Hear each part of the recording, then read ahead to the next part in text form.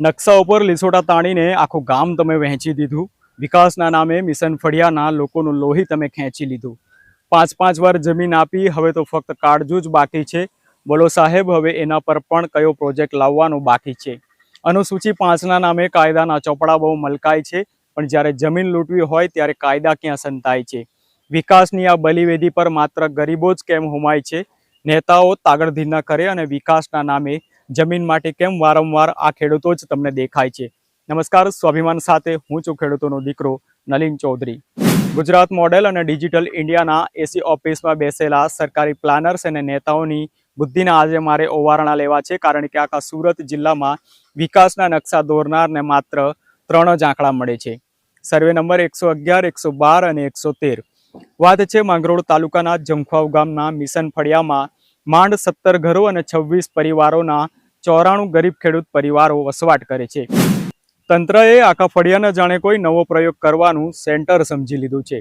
માંગરોળના જંખવાવ ગામના મિશન ફળિયામાં એ 26 કુટુંબો પર આપણું વહીવટી તંત્ર એટલું મહેરબાન થયું છે કે એમને સુપર મોડર્ન બનાવવાનું વ્રત લઈ લીધું છે। દુનિયામાં લોકો પોતાના ઘરના આંગણામાં તુલસીનો ક્યારો બનાવે, કોઈ ફૂલછોડ વાવે, પણ ધન્ય છે આપણું તંત્ર, જેમણે જંખવાવ ગામના સર્વે નંબર 111, 112 અને 113ના આંગણામાં આખો નેશનલ હાઈવે 56નો બાયપાસ વાવી દીધો છે। અરે આટલાથી મન ન ભરાયું તો બીજું શું આપું, એમ વિચારીને એ જ આંગણામાંથી કોસંબા ઉમરપાડા રેલવે લાઇન પણ કાઢવાનું આયોજન કરી નાખ્યું। પછી થયું કે ના, હજી કંઈક ખૂટે છે, એટલે માથા પર જેટકો પાવર પ્લાન્ટની હાઈ ટેન્શન ટાવર લાઇન પણ લટકાવી દીધી। આટલું બધું થયું પછી ભોયતળિયું કેમ બાકી રહી જાય, એટલે પગ નીચે સોલાર પ્રોજેક્ટની 11 kVની લાઇન પણ દાટી દીધી। અને કહેવાય ઓલ ઇન વન પેકેજ। ઘરની બહાર નીકળશો એટલે હાઈવે, ડાબી બાજુ જુઓ તો ટ્રેન, ઉપર જુઓ તો વીજળીના વાયરો અને નીચે જુઓ તો સોલાર માટેની લાઇન। ખેડૂતોને ક્યાંય બહાર ફરવા જવાની જરૂર જ નથી। આખું ઇન્ફ્રાસ્ટ્રક્ચર સરકારે એમના ઘરમાં જ ગોઠવી આપ્યું છે। જમીનના એટલા નાના ટુકડા થઈ ગયા છે કે એમાં હવે ન તો ખેતી થઈ શકે એમ છે, ન તો એમાં નવું ઘર બને એમ છે। રજૂઆત કરવામાં આ ગામના લોકોએ કોઈ નેતા, કોઈ મંત્રી કે કોઈ અધિકારીઓને બાકી રાખ્યા નથી। 3 વાર રેલીઓ કાઢી, આવેદનપત્રો આપ્યા, પણ વહારે આપણી સિસ્ટમ, કાં તો સિસ્ટમનું કાનનું મશીન બગડી ગયું છે અથવા નેતાઓ મૌન વ્રત પર ઉતરી ગયા છે। ધારાસભ્ય અને સાંસદ ચૂંટણીના થોડા દિવસો પહેલા જે રૂટ પર રોજ આવતા હતા, એ જ રૂટ અત્યારે ગૂગલ મેપ પર પણ નો રૂટ ફાઉન્ડ બતાવે છે। હવે ગામ લોકોએ પણ આશા છોડી દીધી છે અને સાચું જ કર્યું, કેમ કે આશા રાખવી એ સ્વાસ્થ્ય માટે હાનિકારક છે। સૌથી સુપરહિટ સીન તો હવે આવે છે, જે બાળકોના હાથમાં પેન અને પુસ્તક હોવી જોઈએ। જે બાળકોએ શાળાએ જવાનું હોય તે આજે જમીન બચાવવા માટે અસ્તિત્વની લડાઈ લડી રહ્યા છે। એ માસૂમ બાળકો આજે પોતાના પરિવારોને શપથ લેવડાવે છે કે અમે જમીન નહીં આપીએ। શરમ આવી જોઈએ એ તંત્ર અને નેતાઓને, જેમણે આ ખેડૂતોની ખેતી છોડી જમીન બચાવવા માટે રજૂઆતોના ધક્કા ખવડાવવા માટે મજબૂર કરી દીધા છે। શું દ્રશ્ય છે સાહેબ, આને જ તો કહેવાય સ્માર્ટ ઇન્ડિયા। બાળકોને નાની ઉંમરે જ ખબર પડી ગઈ છે કે જો જમીન નહીં બચે તો ભણી ગણીને નોકરી ક્યાં કરશો, કારણ કે ફેક્ટરીઓ પણ આ ખેડૂતોની જમીન પર જ બનવાની છે। તંત્ર કહી રહ્યું છે કે વિકાસ થશે, નેતાઓ કહી રહ્યા છે કે દેશ આગળ વધશે, પણ મિશન ફળિયાના 94 સભ્યો પૂછી રહ્યા છે કે સાહેબ, આ વિકાસની ટ્રેન જો અમારા ઘર પરથી પસાર થવાની હોય તો અમારા કયા સ્ટેશને ઉતરવાનું?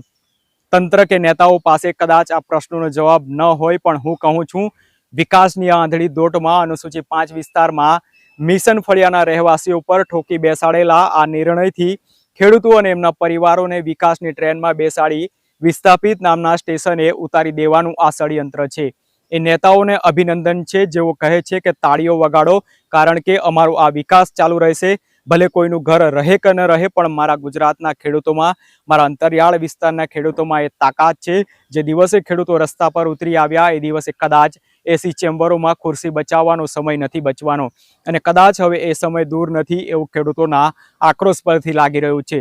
અમારા મિશન ફળિયાના 3 સર્વે નંબર 113, 112 અને 111, જેમાં અમારા 17 જેટલા ઘરો છે। અમારા 26 કુટુંબના ટોટલ 94 સભ્યો રહે છે। અમે મજૂરી કરી, ખેતી કરી પોતાનું જીવન ગુજરાન કરીએ છીએ। અમારા આ 3 સર્વે નંબરમાંથી નેશનલ હાઈવે 56 બાયપાસ રોડ પસાર થાય છે। અમારી આ 3 સર્વે નંબરની જમીનમાંથી કોસંબા ઉમરપાડા રેલવે લાઇન પસાર થાય છે। જેટકો પાવર પ્લાન્ટના ટાવરની લાઇન પસાર થાય છે।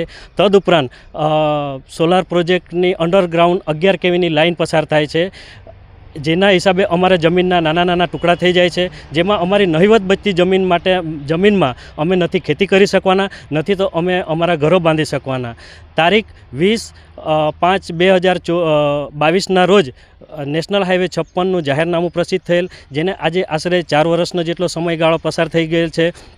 અને તારીખ 14/1/2022ના રોજ કોસંબા ઉમરપાડા રેલવે લાઇનનું જાહેરનામું પ્રસિદ્ધ થયેલ, જેને આજે આશરે 2 વર્ષનો જેટલો સમયગાળો પસાર થઈ ગયેલ છે, જેની અમે આજ દિન સુધી નેશનલ હાઈવે 56 તથા કોસંબા ઉમરપાડા રેલવે લાઇનમાં અનેકવાર રજૂઆતો કરી છે, લેખિત મૌખિક રજૂઆતો કરી છે, છતાં પણ આજ દિન સુધી અમને કોઈ યોગ્ય જવાબ કે નિર્ણય મળેલ નથી. અમે અમારી જમીન બચાવવા માટે ગામના સરપંચ સાહેબ, તાલુકા પંચાયતના સભ્યો, જિલ્લા પંચાયતના સભ્યો, અમારા મત વિસ્તારના ધારાસભ્યશ્રી, અમારા મત વિસ્તારના સાંસદ સભ્યશ્રી, મામલતદાર સાહેબ, પ્રાંત સાહેબ, કલેક્ટર સાહેબ, ખાસ જમીન સંપાદન અધિકારી તથા નેશનલ હાઈવે 56ને લગતા તમામ અધિકારીઓ, એન્જિનિયરો કે કોન્ટ્રાક્ટરો, કોસંબા ઉમરપાડા રેલવે લાઇનને લગતા તમામ અધિકારીઓ, એન્જિનિયરો કે કોન્ટ્રાક્ટરોને અનેક વખત લેખિત તથા મૌખિક રજૂઆતો કરી છે, છતાં આજ દિન સુધી એમણે અમને યોગ્ય જવાબ આપેલ નથી. એ ગાંધીજીના 3 વાંદરાની જેમ ચૂપ રહે છે, અમારી રજૂઆતો સાંભળતા નથી, અમારી રજૂઆતોને જોતા નથી કે અમારી રજૂઆતોનો કોઈ પણ પ્રકારનો જવાબ આપતા નથી.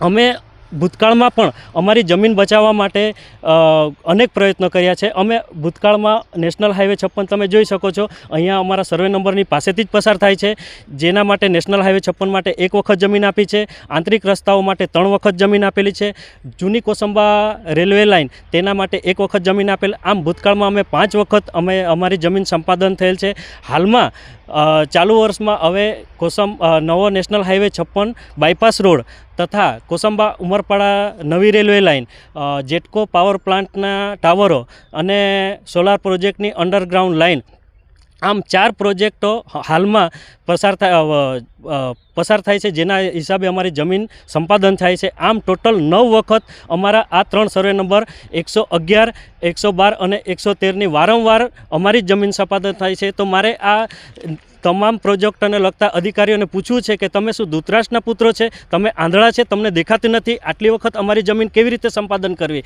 અમે વારંવાર અમારી જમીન કેમ આપીએ? અમે અમારી જમીન આપવા માગતા નથી. અમારો જીવન મંત્ર એટલો જ છે કે આખરી દમ તક લડેંગે, જાન દેંગે, જમીન નહીં. અમે અમારી જમીન આપવાના નથી. અમે અમારી જમીન બચાવવા માટે લડવા માટે તૈયાર છે, લડાવવા માટે તૈયાર છે.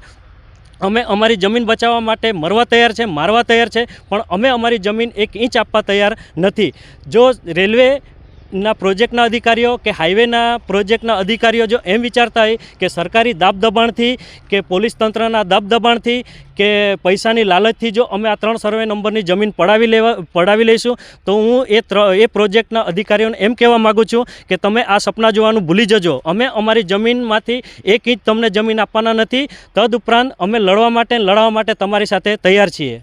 આવા જ સમાચારો જોવા માટે આપ જોતા રહો સ્વાભિમાન મીડિયા. નમસ્કાર.